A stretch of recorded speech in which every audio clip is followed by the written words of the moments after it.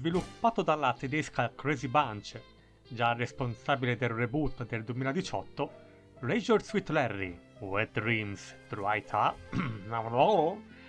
Leisure Suit Larry, Wet Dreams, Dry Twice è un nuovo episodio della saga nata alla fine degli anni '80 dalla Sierra e Hollow. Dopo aver distrutto la villa di BJ e quasi mandato in bancarotta la Prune nel tentativo di far innamorare di lui la bella Faith, solo per vederla poi sparire in mare, Larry deve ora portare a termine la profezia di Cancun, ossia sposare la più bella donna dell'isola, che però è anche l'unica. In qualche modo però Faith è sopravvissuta e una volta che Larry ne viene a conoscenza, decide di fuggire dall'isola e seguire le sue tracce sull'arcipelago di Kalua. E nessun ostacolo lo separerà dalla sua amata. Perfino quelle signorine molto carine non lo fermeranno, lo distrarranno solo per alcuni momenti, perché la bussola del suo cuore punta solo in una direzione. Come nella loro precedente avventura, gli sviluppatori di Crazy Bunch sono riusciti a trasportare l'immaturità e la stranezza di Larry nei tempi moderni e nonostante i temi adulti, c'è qualcosa che continua ad essere stranamente innocente in Larry.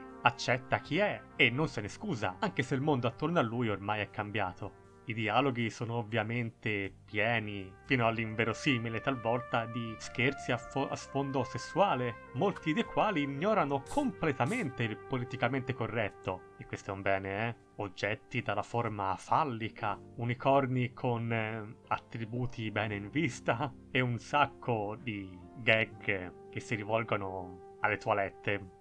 Sì, va bene, io devo essere politicamente corretto, va bene? E giocando non si può fare a meno di sentirsi talvolta colpevoli?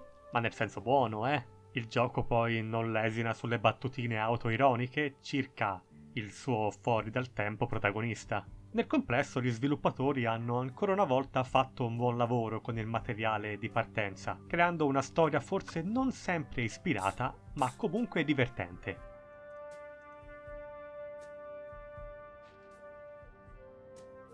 Il gameplay è quello che ci si aspetta che sia in un'avventura punta e clicca. Ci sono un sacco di oggetti da raccogliere per proseguire nell'avventura, per poi combinarli o usarli con l'ambiente circostante. Per quanto riguarda la bontà dei puzzle, la maggior parte di essi sono ben bilanciati e sorretti da una logica tutto sommato comprensibile. Ci sono però purtroppo anche alcuni puzzle che richiedono una logica forse fin troppo fuori dagli schemi e che possono così risultare particolarmente frustranti. Sono cioè soggetti alla stessa trappola di molte avventure vecchia scuola, dove non rimane altro da fare che provare tutto con tutto nella disperata ricerca dell'azione giusta. Ma come ho detto, questo problema affligge soltanto pochi puzzle, mentre gli altri scorrono via con piacere. Ci sono perfino alcune occasioni in cui il buon Larry può lasciarci le penne, ma nel caso il gioco ricaricherà automaticamente dopo pochi secondi. Queste morti quindi non sono assolutamente punitive,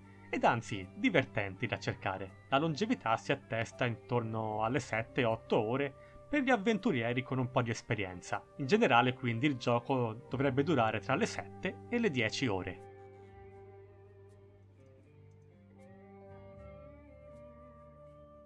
Ancora una volta il gioco si presenta con una grafica in alta risoluzione con sfondi disegnati a mano zeppi di dettagli, come oggetti stilizzati dalla forma che voi sapete e molte animazioni. Non ci sono scene di nudo integrale, neanche nascoste, a meno che voi non contiate come tali le statue e i dipinti, e i personaggi sono modellati in un piacevole stile cartunesco, nascosti ma neanche tanto bene nello scenario. Ci sono poi numerosi easter egg, come un certo tentacolo verde o una scimmia a 3 teste. Se li apprezzate, non potrete fare a meno di divertirvi a cercarli tutti.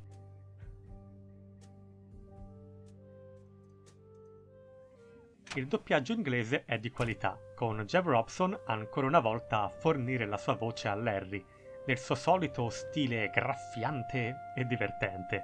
Purtroppo il gioco non è tradotto in italiano. Ogni locazione gode di un suo tema musicale molto orecchiabile, ed anche gli effetti sonori sono di buona qualità.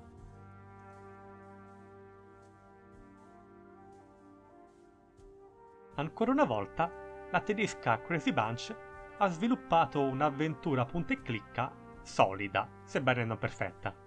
Alcuni dei puzzle sono frustranti, ma i fan del buon vecchio Larry non rimarranno delusi.